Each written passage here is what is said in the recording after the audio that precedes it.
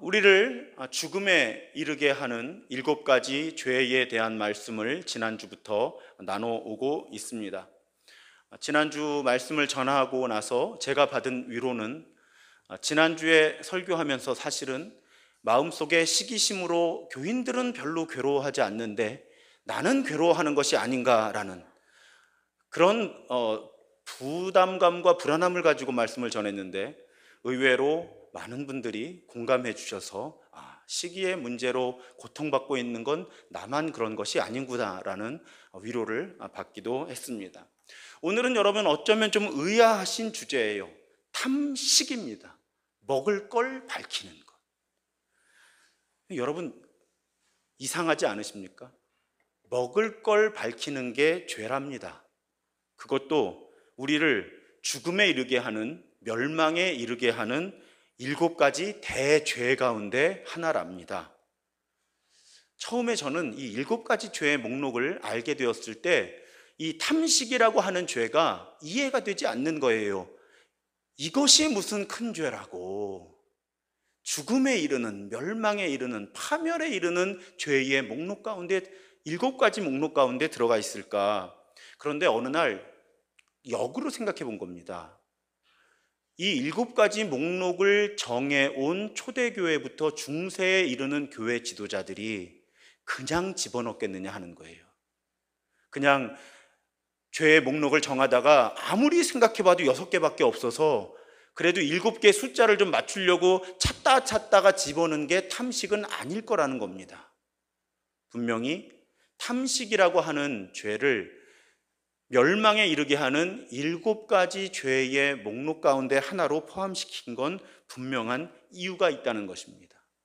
어떤 이유일까? 오늘 이제 이 부분부터 풀어나가 보려고 합니다. 7개의 죄의 목록 가운데 2개의 죄가 매우 예민하고요, 잘 숨습니다. 그 2가지 죄가 무엇인가 하면 오늘 나누는 탐식하고요, 정욕이에요. 왜 이 2 죄가 그렇게 예민하고 합리화하고 잘 숨느냐면 이 2가지 인간의 어떤 기본적인 욕구고 생존과 대를 잇는데 꼭 필요한 욕심이죠. 욕망이잖아요. 먹는 것과 성적인 욕구. 먹어야 살죠. 그리고 성적인 욕구가 있어야 자손을 낳고 대를 잇습니다. 그러니까 이 2가지의 욕구, 이 2가지의 욕망은 없으면 사람이 못 살아요. 여러분 거식증이라는 병 아시죠? 먹을 것을 거부하는 병이에요. 그 병에 걸리면 먹을 걸 거부하고 못 먹어 죽습니다. 먹을 게 옆에 있는데 못 먹어요. 거부해요. 먹으면 다 토해내요. 그러니까 이 7가지 죄 가운데 이 탐식과 정욕은 얼마든지 스스로를 합리화할 수 있는 거예요. 이 2가지의 욕심이, 욕망이, 욕구가 없으면 인간은 죽고 대를 잇지 못하기 때문에. 그래서 이 2 죄는 매우 정교하게 섬세하게 이해할 필요가 있다는 것입니다. 그리고 아무것도 아닌 것처럼 조금씩 혹은 어쩌다가 큰 죄에 빠지게 해서 우리에게 있는 하나님의 형상을 파괴하게 하는 죄라는 거예요.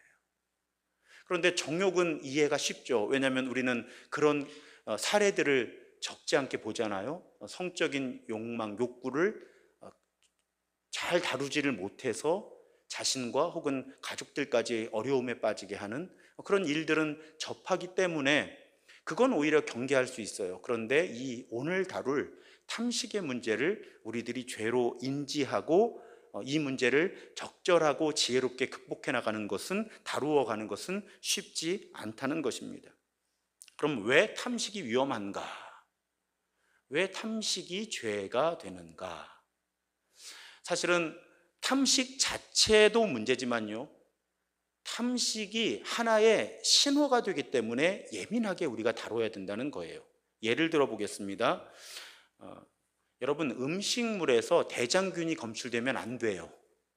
예를 들면 식당에 이렇게 검사를 하러 가서 세균을 검사할 때 대장균이 식당에서 음식에서 나오면 안 되는 겁니다. 그런데 여러분, 물론 가끔 TV에 나오는 5157이라고 하는 대장균은 독성이 있어요. 근데 사실 대장균의 많은 수들은 독성은 없어요, 그 자체로. 그런데 왜 대장균이 나오는 게 그렇게 큰 문제일까요? 왜 대장균을 검출하고 위생 상태를 판단할까요? 대장균이 어디 살까요? 예, 대장에 살아요.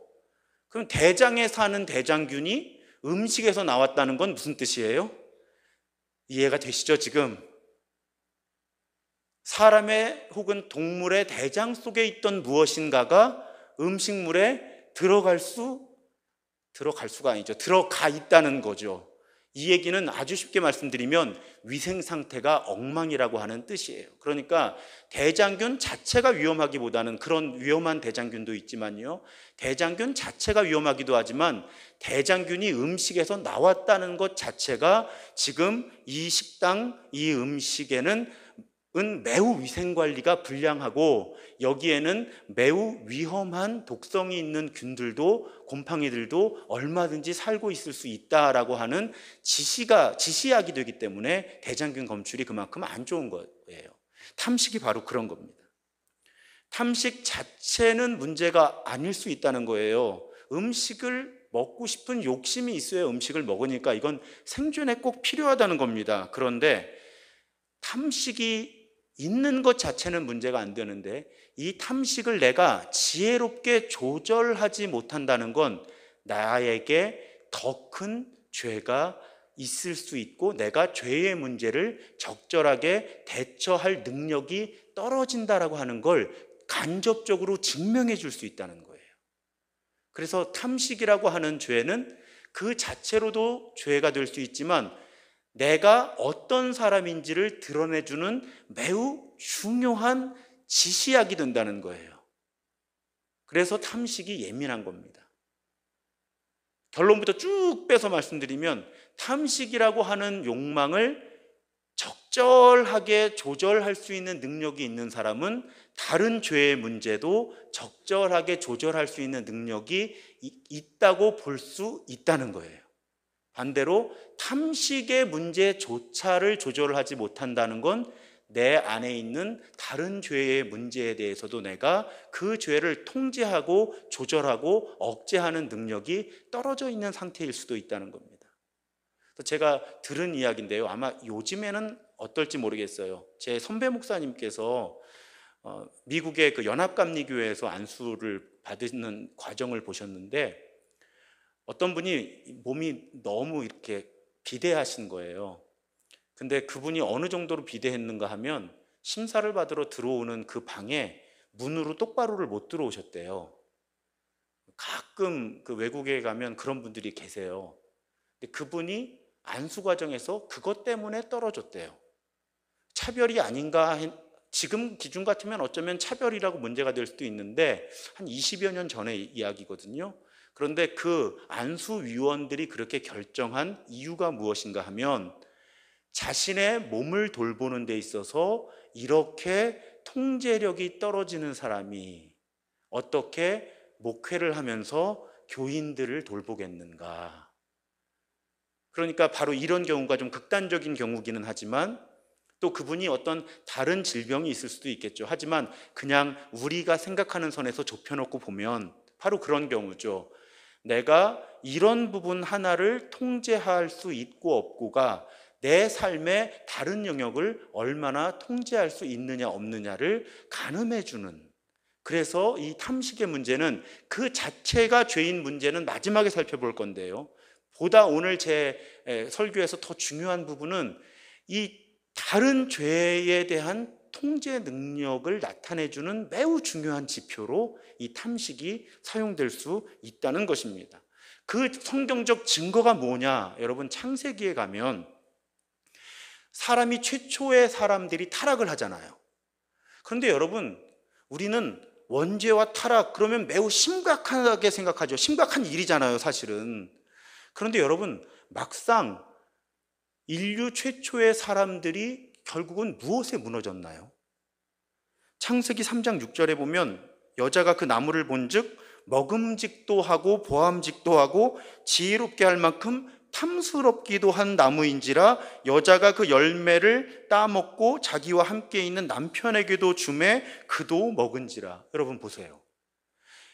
인간이 창조주 하나님을 거역하고 지금 하나님을 배반한 이야기예요. 그래서 우리가 이 인간이 망가졌고 생태계가 망가졌고 예수 그리스도의 십자가가 필요해졌고 이런 상황인데, 따지고 보니까요, 하나님이 명령하신 건 이거 먹지 마였고요, 사람들이 위반한 건 그걸 먹은 거고요, 사탄이 한 일은 그거 먹으라고 탐식의 욕구를, 탐식의 죄를 아담과 하와에게 집어넣은 것이 인류의 타락이라고 하는 엄청난 결과를 가져온 원죄의 사건이 되었다는 거죠.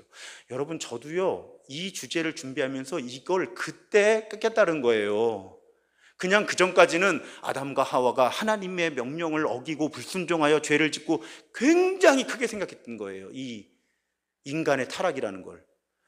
그런데 이 탐식의 관점에서 이 본문을 보니까 하나님이 명령하신 건 먹지 마, 이거 다른 거 다 먹어도 되는데 요거 먹지 마였고요, 인간이 불순종이라고 하는 건 고작 그 열매 하나를 먹은 거고요, 사탄이 그 역할 중에 한 건 요거 맛있겠다, 요거 먹어, 요거예요. 단순하게 보면 바로 이런 얘기죠. 탐식이라고 하는 것이 별거 아닌 것 같은데 인류의 타락 이야기에 가장 처음 언급되는 죄는 탐식이었어요. 그런가 하면 오늘 본문 마태복음, 예수께서 시험당하신, 정확하게 말씀드리면 유혹당하신 장면이잖아요. 보통 이 본문을 가지고 설교할 때는 사람이 떡으로만 살 것이 아니요, 이 본문으로 설교하잖아요. 저는 오늘 거기까지도 안 나가요. 자, 예수님이 지금 이 땅에 오셔서 하나님의 나라 복음을 선포하시기 시작하는 준비 과정에서 사탄이 이 예수를 넘어뜨리려고 했던 첫 번째 질문은 놀랍게도 큰 것이 아니라 이 돌 가지고 떡 만들어 먹어였어요. 그런데 그때 예수님의 상태는 어떠했죠? 40일 금식했는데, 능력도 되는데 이 돌을 떡덩어리로 만들어 먹는 게 뭐 그리 큰 죄라고. 자, 그렇지만 예수는 단호했던 거죠. 왜요? 여러분, 여기서 예수가 돌덩어리를 가지고 떡을 만들어 드시면 사탄에게 진 거예요. 두 번째 질문이 안 나왔을 수도 있어요. 두 번째 유혹이. 사탄은 거기서 이겼다 할 수 있었던 거예요. 보세요, 여러분. 성경 전체의 처음 시작에서 인간의 타락을 이야기할 때 탐식을 이야기하고요, 하나님이 사람이 되셔서 하나님의 나라 복음을 선포하시는 그 놀라운 사역을 시작할 때도 사탄은 탐식을 가지고 예수를 유혹했어요. 자, 이제 탐식이라고 하는 것이 그렇게 가벼운 주제가 아니라는 것은 분명히 성경에 근거가 있는 거예요. 그리고 제가 앞에서 드린 말씀이 웬만하면 이제 이해가 되실 거예요. 탐식이라고 하는 것은 이렇게 아무렇지도 않은 것 같아도 사람을 망가뜨릴 수 있는, 망가뜨리는 매우 중요한 죄, 그 자체도 죄고 죄들로 연결되는 진입 창구가 된다는 거예요. 문이 된다는 거예요. 바로 여기에 탐식의 함정이 있는 것입니다. 그래서 성경에도 자주 탐식이 우상숭배와 동일시되면서 같은 이미지들이 사용이 돼요. 대표적인 말씀이 빌립보서 3장 18절에 보면, 새 번역으로 보면요, 내가 여러분에게 여러 번 말하였고 지금도 눈물을 흘리면서 말하지만 그리스도의 십자가의 원수로 살아가는 사람이 많이 있습니다. 그들의 마지막은 멸망입니다 하면서 그들은 배를 자기네 하나님으로 삼고, 그러니까 이 먹고자 하는 욕구를 모든 죄의, 모든 욕망의 대표적인 비유로 사용하고 있는 것이죠. 그래서 기독교 사상가들 이런 언급을 의외로 많이 했더라고요. 토마스 아켄피스는 이렇게 경고해요. 음식과 술로 배가 터질 듯 차 있을 때 방탕이 문을 두드린다. 음식과 술로 배가 가득 차면 방탕이 문을 두드린다. 그러니까 배부름이 죄로 연결된다는 거죠. 그래서 인간이 이 탐식에 눈을 멀면 자연스럽게 하나님이 잘 보이질 않게 돼요. 그래서 부자가 하나님의 나라를 가는 것이 어려운 거예요. 늘 무엇인가를 많이 먹고 있거든요. 많이 갖고 있거든요. 성경은 뭘 많이 먹은 사람은 하나님을 잘 볼 수 없다고 이야기를 해요.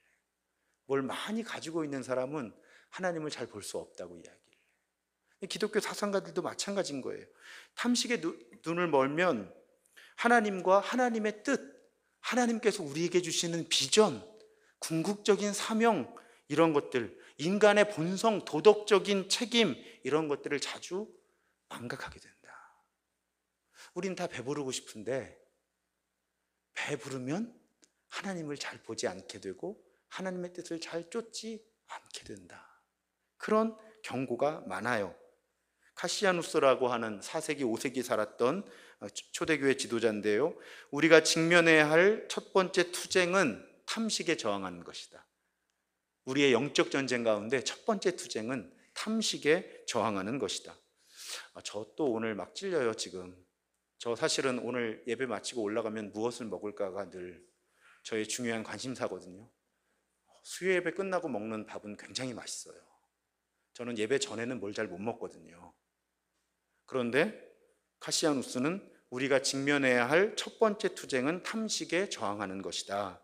탐식의 죄악으로부터 자유로워지지 않고서는 영적인 전투에 참여할 수가 없다. 제 이야기가 아니라 매우 유명한 기독교의 토대를 형성한 사상가 중에 한 분의 말입니다.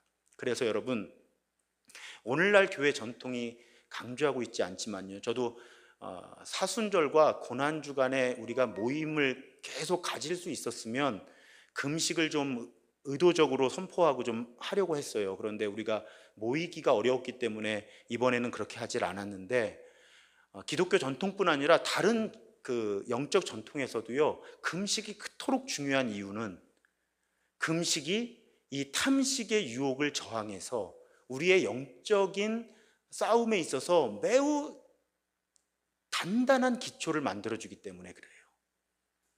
제가 몇 번 반복해서 말씀드렸지만 금식은 하나님 앞에 단식 투쟁이 아니고요, 그런 의도와 의미를 가지고 있기는 하지만 보다 근본적인 금식의 의미는 금식을 통해 우리는 탐식의 욕구에 저항하는 연습을 하는 거예요.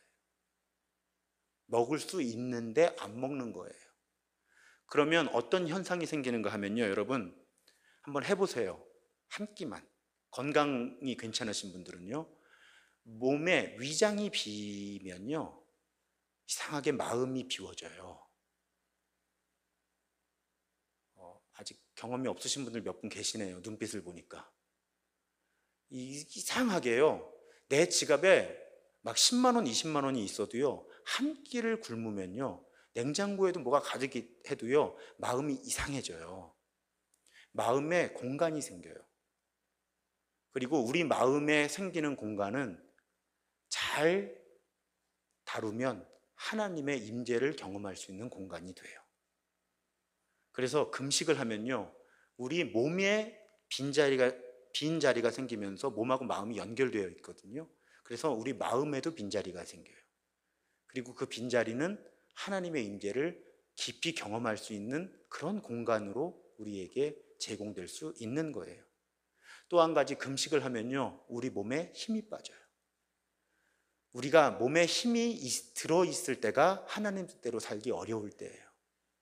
몸에 힘이 빠질 때가 오히려 내 자아를 하나님 앞에 내려놓을 수 있을 때예요.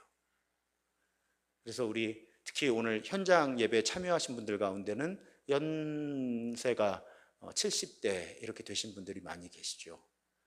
연로해지시면서 몸에 힘이 빠지는 것은 부정적인 것만은 아니에요.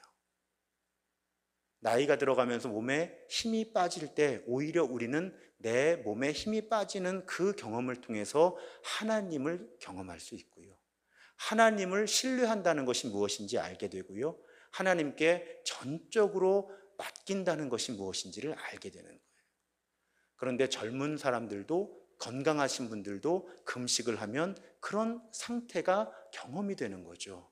그래서 몸이 깨끗해지고 마음도 비워지고 몸에 기력이 빠지면서 오히려 하나님의 임재와 하나님과 동행하는 기회가 더 찾아올 수 있는 장이 마련되는 것이 금식이에요.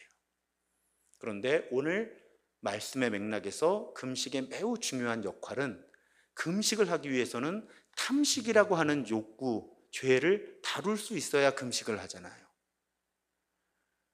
금식 안 해보신 분들은 말하지 마세요. 오후 6시까지 금식을 해야 되나 5시 반에 먹으면 안 되나 이걸 갈등하는 유치함이 찾아온단 말이죠. 한 두 끼만 굶어도. 그런데 그러면서 우리는 탐식이라고 하는 욕구를 내가 통제하고 조절할 수 있는 능력이 생기게 되고요. 탐식을 조절할 수 있는 능력이 생기면 탐식을 넘어선 다른 내 죄의 문제들을 다룰 수 있는 능력이 같이 강해질 수 있는 준비가 되는 거예요. 그 자체는로서 그렇게 되지는 않지만. 그래서 금식이 중요해요. 술의 문제도 마찬가지예요. 술 취하지 말라는 거예요. 왜요? 술 취하면 성령의 통제를 받기 어렵다는 거예요. 술의 통제를 받으니까. 그래서 성령 충만하고 연결되잖아요. 술 취하지 말고 오직 성령의 충만을 받아라. 술을 통제하는 능력도 마찬가지인 거죠. 술을 통제하는 능력이 없는 사람의 문제는 뭐예요? 술만 통제하지 못하는 것이 아니라 결국은 다른 문제들을 일으키게 되잖아요. 술의 문제로 인해서. 제가 이 문제에 대해서 아주 깜짝 놀랐던, 제게 큰 인상 깊었던 경험이 있었는데요. 영성훈련을 받고 있었는데 그 영성훈련에 들어오신 분들은 대부분 교단 차원에서 성직자가 술을 먹어도 되는 교단에서 오신 분들이었어요. 개신교회도 있어요. 기장이라고, 기독교 대한장로회, 또 성공회, 천주교 이런 데서 오신 분들은 신부나 목사님들이 술, 담배에 자유로워요. 교단의 법 자체가. 그래서 영성훈련을 며칠을 한 다음에 마지막 그 잔치, 파티를 하는데 그 영성훈련을 이끌으신 분들은 더군다나 미국에서 오신 분들이니까 더 개방적일 거라고 생각했어요. 그래서 이 영성훈련을 이끈 분들이 마지막 날 밤에 이 파티를 하면서 술을 조금 마셔도 되지 않겠느냐 이렇게 제안을 한 거예요. 제가 그 이야기를 나눌 때 옆에 서 있었는데 저는 당연히 그러라고 할 줄 알았어요. 왜냐하면 지금 여기 들어와 있는 사람들 중에는 술이 문제가 되는 사람이 아무도 없거든요. 가르치는 사람들이나 영성훈련을 받은 사람들이나.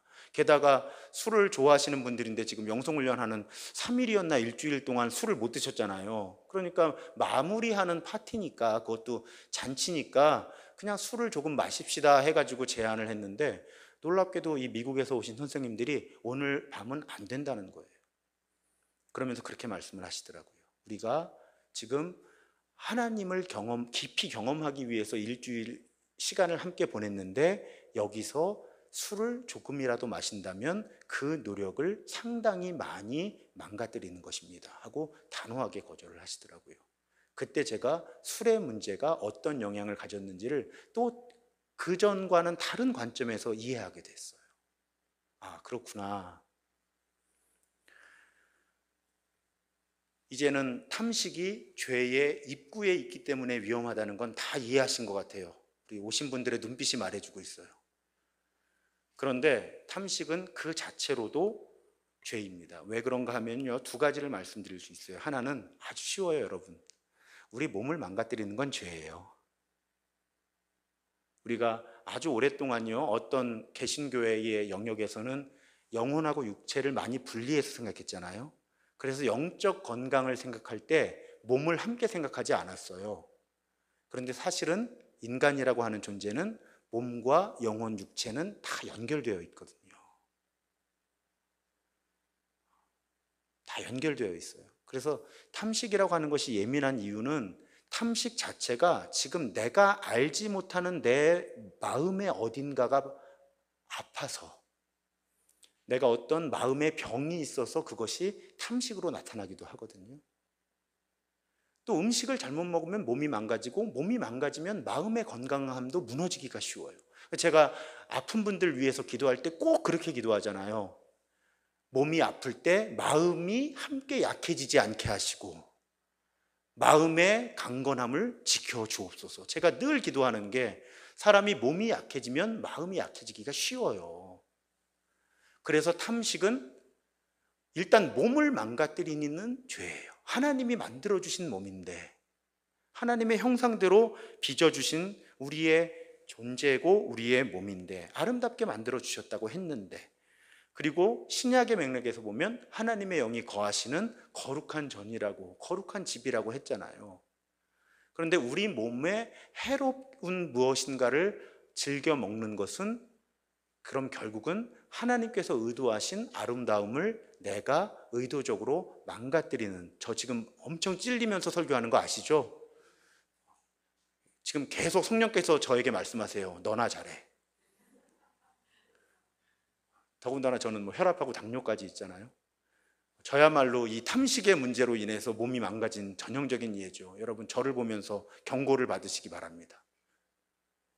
자, 탐식은 절제되지 않으면 몸을 망가뜨리고, 몸을 망가뜨리는 것만으로도 사실은 하나님의 창조하시고 우리를 완전하게 구원하시고자 하는 그 사랑에 저항하는 것이죠. 보통 자신에 대해서는 잘 느끼지를 못해요. 근데 여러분, 자녀들 생각해 보세요. 손자, 손녀들 생각해 보세요. 몸에 해로운 거 먹으면 여러분, 우리 굉장히 말리잖아요. 그럼 아이들은 당연히 이해가 안 되죠. 엄마, 아빠, 할머니, 할아버지는 나쁜 거 잘 드시는데 왜 나에겐 먹지 말라고 할까? 해로우니까요. 그래서 탐식이 죄인 직접적인 이유는 우리의 몸을 망가뜨리기 때문이고, 우리의 몸을 망가뜨리는 과정은 결국은 우리의 마음도 함께 망가뜨리기 쉽기 때문에 그 자체로 죄라는 것입니다. 너무 쉬워서 요만큼만 설명하면 아실 것 같아요. 몰라서 못한 거 아니잖아요, 우리 지금까지. 다시 한번 일깨우는 거예요. 그런데 많이 생각해 보시지 않았던 주제를 하나 더 말씀드리고 오늘 말씀 마치려고 그래요. 여러분, 탐식은요, 하나님이 창조하신 이 세상을 지금 엄청나게 파괴하고 있어요. 우리의 탐식이. 두 가지만 예를 들어 드릴게요. 제레미 리프킨이라고 하는 미래학자가 있어요. 이분이 육식의 종말이라는 책을 썼는데, 뭐 이런 책은 뭐 수도 없이 많아요. 근데 이 육식의 종말이라는 책의 영어 원제가 Beyond Beef, 그러니까 소고기를 넘어서서예요. 원래 원제는. 이걸 이제 육식의 종말이라고 우리말로 번역을 한 건데요. 이런 책 많은데요. 이런 책들의 데이터에 따르면 여러분, 지금 생태계가 파괴되는 매우 중요한 이유 중에 하나가 사람들이 고기를 너무 많이 먹어서입니다. 사람들이 먹기 위해서 고기를 많이 키우잖아요. 더군다나 싸게 먹으려고. 그렇게 싸게 먹으려고 키우는 동물들이 소비하는 곡식이 사람들이 먹을 수 있는 곡식들의 상당히 많은 부분을 지금 소들과 돼지들이 먹고 있는 거예요. 그래서 이 지구상에는 굶어 죽는 사람들이 그렇게 많은데 소하고 돼지가 안 굶어 죽는 겁니다. 굶어 죽는 사람들이 먹어야 될 곡식까지 먹어 치우면서 그걸 사 먹을 만한 능력이 있는 사람들에게 소비되기 위해서 사육되고 있는 거예요. 이 제레미 리프킨이 인용한 자료에 보면 소들이 지구상에 12억 8천 마리예요. 토지의 24%를 소들이 차지하고 있어요. 미국의 경우에 곡물의 70%를 가축이 먹어요. 사람한테 먹히기 위해서. 굶주리고 있는 인간 수억 명을 먹여 살릴 수 있는 곡식을 가축들이 먹고 있는 거예요. 우리가 고기를 너무 많이 먹기 때문에. 아이러니하죠. 우리 고기 많이 먹어서 인간들도 병 걸리고 있잖아요, 지금. 우리 몸이 안 좋아지면 의사한테 많이 듣는 얘기가 육식을 좀 줄이시고요, 이런 얘기 듣잖아요. 그러니까 이 탐식이 큰 죄인 건 몸도 망가뜨리고 생태계도 무너뜨리고 있는 거예요. 우리가 고기를 너무 즐겨 먹어서. 그래서 한국에도 지금 암의 종류 가운데 아주 많이 늘어나고 있는 암이 어떤 암이죠? 대장암이죠. 육식의 패턴이 더 늘어나면서.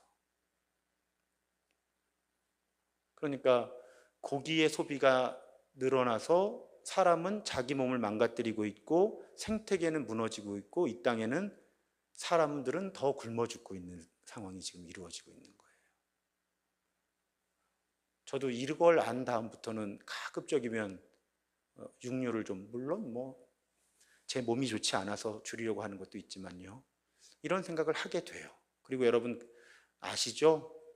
우리가 사람하고 동물에게 같이 오는 전염병들 때문에 큰 어려움을 가끔씩 겪고, 또 요즘에 아니고 몇 달 전에 그 아프리카 돼지 열병 때문에 강화에 있는 모든 돼지를 다 도살했어요. 그 돼지들이 무슨 죄예요? 근데 그 돼지들이 그렇게 질병이 전염되는 이유가 뭐예요?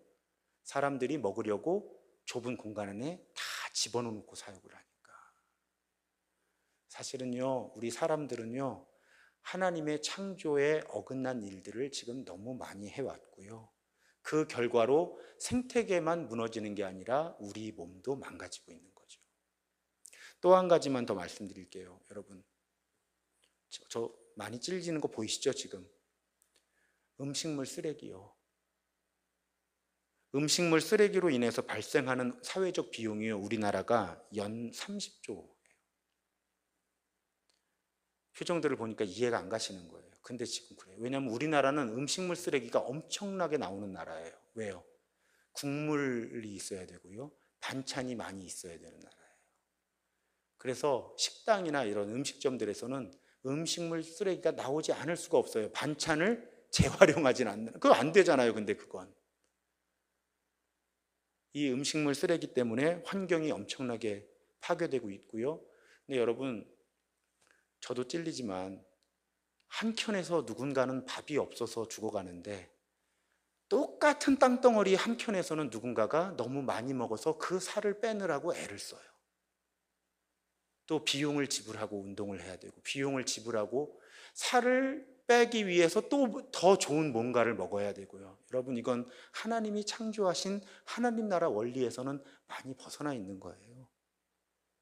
누군가는 먹을 것이 없어서 굶어 죽고, 누군가는 너무 많아서 버리고, 혹은 너무 많이 먹어서 그 살을 빼기 위해서 너무나 또 다른 대가를 지불하고요. 여러분, 탐식이라고 하는 것 가볍게 우리 이야기를 시작했지만 사실은 다른 어떤 죄보다도 지금 사람과 온 세상을 무너뜨리고 있는 죄죠. 그러니 어쩌면요, 이런 생각을 2000년 전에 했다는 건, 그때는 이런 문제가 크지 않았을 것 같거든요. 이런 생태계의 문제까지. 근데 이 탐식을 7개의 죽음에 이르는, 멸망에 이르는 죄에 포함시킨 건 정말 이 영성의 이 지도자들이 대단한 선견이 있었던 것 같아요. 오늘 현대를 살아가는 우리들이 꼭 한번 생각해 봐야 할 이야기입니다. 여러분, 오늘 기도하고 연결하기는 쉽지 않지만 몇 가지 우리가 이렇게 실천하면 좋겠다, 저부터 마음을 다시 다잡고요. 첫 번째는 절제해서 먹어야 되겠죠. 이 중에 혹시 당뇨를 갖고 계신 분들은 이해가 되실 거예요. 절제하지 않으면 죽으니까. 저 같은 경우도 먹으면서 이거 한 잔을 마시면 내가 저 자전거 위에 올라가서 30분을 타야 된다, 이제 이게 계산을 하면서 먹어야 돼요. 그래서 웬만하면 제가 특히 후배들, 아직 당뇨가 시작되지 않은 후배 목사님들 만나면 일단 시작되면 어려우니까 생기지 않게 하면 좋겠다고 굉장히 많은 조언을 해요. 절제해서 먹는 것이 중요하죠. 나를 위해, 하나님이 창조하신 온 세상을 위해서 불필요한 것들을 남기지 않는 거예요. 두 번째는 매우 영적인 습관인데요, 먹을 때 꼭꼭 씹어 먹으면서 하나님께 감사하는 것. 우리에게는 아주 또 좋은 그 습관이 있죠. 무엇이죠? 식사기도. 저는 식사기도가 매우 중요한 영적인 습관이라고 생각해요. 적어도 하루 3번은 기도하게 만드는, 하루에 3번은 감사하게 만드는. 그래서 감사하는 마음으로 천천히 오래 씹으면서, 제가 다일 공동체의 식사 기도를 굉장히 좋아해요. 우리 함께 읽어볼까요? 한 방울의 물에도 천지의 은혜가 스며 있고 한 톨의 곡식에도 만인의 땀이 담겨 있습니다. 이 땅에 밥으로 오셔서 우리의 밥이 되어 우리를 살리신 예수 그리스도를 본받아 우리도 이 밥 먹고 밥이 되어 다양성 안에서 일치를 추구하는 삶을 살겠습니다. 밥상을 베푸신 하나님 은혜에 감사드리며 맑은 마음, 밝은 얼굴, 바른 믿음, 바른 삶으로 이웃을 살리는 삶이기를 다짐하며 감사히 진지를 드리겠습니다.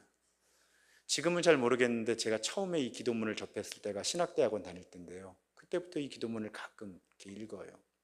이런 마음으로 우리는 음식을 접하고 식사를 하면 좋겠습니다. 세 번째는 나눔의 습관이에요. 먹을 것을 나누는, 그러니까 나는 절제하고 남은 것을 나누는. 그래서 제가 언젠가도 말씀드렸지만 특히 우리 감리교회의 매우 중요한 아름다운 전통 중에 하나가 금식리예요. 금식 헌금. 그러니까 내가 한 끼를 굶으면 3,000원이 절약된다면 그 3,000원을 모아서 가난한 사람들을 위한 나눔에 사용하는 전통. 이것도 우리가 탐식하고 연계된 매우 아름다운 전통입니다. 그래서 여러분, 오늘 물론 많은 기도 제목 가지고 또 치유와 회복을 위해 기도하시겠지만, 오늘 이제 중요한 거 우리가 다시 깨달았잖아요. 탐식이라고 하는 것은 나와 하나님께서 창조하신 이 세상과 심지어는 이 온 생태계에 영향을 미치는 매우 심각한 죄다. 그리고 내가 성령의 도우심 가운데 이 탐식을 통제하고 조절할 수 있는 능력을 갖게 되는 것은 나를 살리고 가정을 살리고 사회를 살리고 온 생태계를 살리는 매우 중요한 영적 습관이다. 그래서 오늘 기도하실 때 하나님의 영이 나로 하여금 이 죄의 문제를 극복하게 하시고 탐식을 절제하고 컨트롤할 수 있는, 조절하고 통제할 수 있는 능력을 성령께서 내게 주셔서 내 몸의 건강, 또 내 마음의 건강, 또 다른 죄를 통제하는 능력도 함께 허락하시고 나뿐 아니라 더불어 살아가는 세상 온 생태계를 보호하기를 원하시는 그 하나님의 사역에 동참하게 하여 주옵소서. 그런 깨달음으로 기도하시면 좋겠습니다. 우리 이번 시리즈의 주제 찬양인 주님 마음 내게 주소서 찬양하고 간절히 기도할 때 현장에 오신 분들의 특권입니다. 기도받기 원하시는 분들은 앞자리로 나오시면, 지난주처럼 제가 이 소리를 크게 낼 수는 없지만 전심을 다해서 그렇게 함께 기도하도록 하겠습니다. 우리 찬양하겠습니다.